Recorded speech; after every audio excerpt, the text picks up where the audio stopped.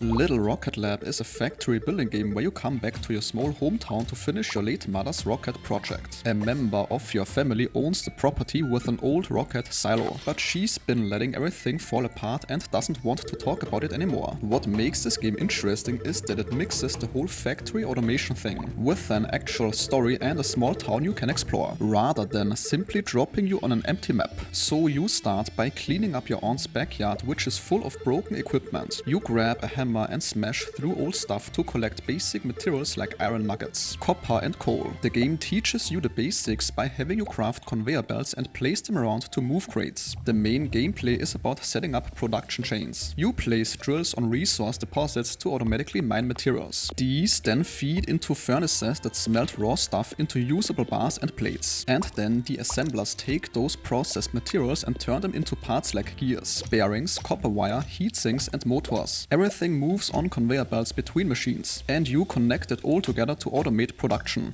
Power is handled through wind turbines that you place around the map. You need to manage your power grid because machines consume electricity, and should you run out, everything shuts down. There are these power poles to connect your grid, and you can see exactly how much power you're producing versus using. The game has a research system at the local university. You simply deliver specific items to unlock new blueprints for better machines. There's a tier progression where you start with basic stuff and unlock more advanced equipment, like for example tier 2 assemblers that can combine two different materials. The resource deposits are limited, so you can't just sit in one spot forever. You need to explore different areas of the map to find new deposits when yours run out. There are caves, coastal areas and other zones you can discover. The game expects you to build modular setups that you can tear down and rebuild elsewhere as needed, which I know for a fact some people don't like. One interesting mechanic is that you can't manually load certain machines, because some things have to be fed through conveyor belts using inserter arms that basically grab items from one belt and place them onto another, or directly into a machine. This forces you to actually design your factory layouts, and not just hand-feeding everything. There's a story running through all this. You repair a small robot named PICO who helps you break into the sealed rocket silo. Your aunt eventually comes around and admits she made a promise to help you finish the rocket. Inside this silo is a massive rocket that needs tons of work. You have to repair servers, terminals and other equipment by delivering specific components. The town itself has various people you can meet and a quest system. You can build conveyor belts through the town streets to transport items from your factory to the university. So it's pretty open-ended in terms of where you can build. Managing the multiple production lines gets complicated fast as you need more and more different components. As you progress, you unlock things like better furnaces that accept automated coal input, much faster assemblers, and eventually the parts needed to open the main silo doors. The game seems like a smaller scale factory game compared to something massive, with the addition of an actual town, characters and a specific goal. And that sentence concludes today's video. If your time was respected, a like or comment is very much appreciated.